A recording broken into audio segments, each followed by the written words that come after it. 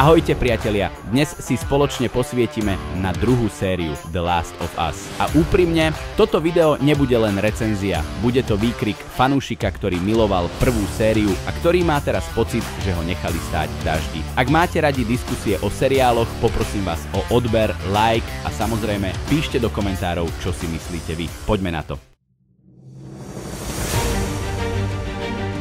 Pamätáte si, aké to bolo pri prvej sérii? Príbeh krásne plynul, všetko malo váhu, každé rozhodnutie postav rezonovalo ešte dní po zhliadnutí. Bola to kombinácia brutálnej postapokalyptickej reality a hlbokého emocionálneho príbehu medzi Joelom a Ellie.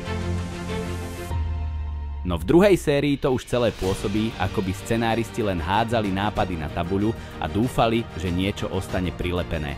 Postavy sa správajú nelogicky, dejové linky sa rozbiehajú bez jasného cieľa a niektoré epizódy pôsobia ako výplň do počtu. A to nehovorím len ja, mnohí fanúšikovia cítia to isté.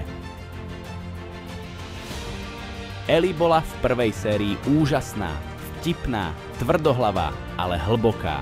V druhej sérii je to už iná káva, ako keby sa stratila niekde medzi pomstou, traumou a pubertou.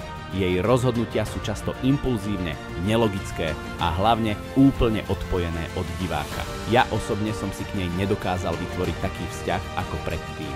Namiesto silnej hlavnej postavy som dostal niekoho, koho musím znášať. Nie niekoho, komu držím palce. A to je problém. A viete, čo mi vadí najviac? Viete? Tak vám to poviem, kamaráti. Joelova smrť. Žiadne emócie, len šok. Toto je bod, ktorý mi najviac vadí. Joelova smrť. Taká silná postava, tak ikonická a oni ho jednoducho odpália bez akejkoľvek prípravy, bez napätia, bez emócie, bez katarzie. Bolo to rýchle, surové a prázdne. Ako keby si niekto odškrtol. OK, Joel, hotovo, ideme ďalej.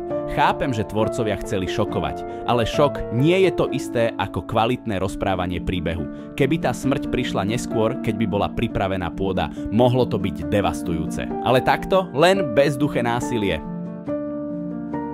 Scény, ktoré pôsobili trápne namiesto dramaticky. Niektoré scény sa snažili byť silné, ale dopadli komicky. Napríklad moment, keď Ellie vykrikne niečo, čo má byť silné a emocionálne, ale znie to ako vtip z TikToku. Tie dialógy často pôsobia neprirodzene, niekedy až memeovo. Je smutné, že v takejto vážnej sérii sú momenty, ktoré si viac pamätám kvôli tomu, že som sa smial, než že by som cítil úzkosť alebo smútok.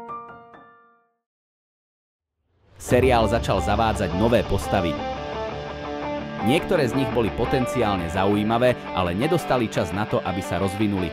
Miesto toho ich príbehy buď náhle skončili, alebo sa stratili v mori iných scén. A čo je horšie, tieto nové postavy ukradli priestor tým, ktorých sme už milovali. Abby je príkladom. Skvelá herečka, silná fyzická prítomnosť, ale jej príbeh bol tak zle dávkovaný, že som si nevedel vybudovať vzťah.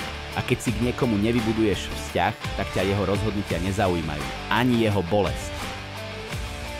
Cítiť, že tvorcovia mali veľké plány.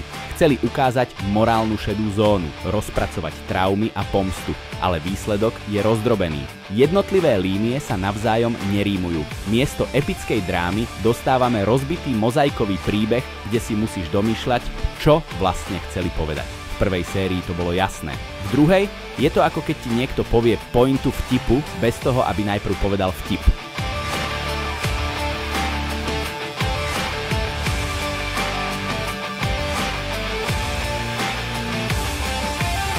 Tretia séria, Nádej alebo Posledný klinec.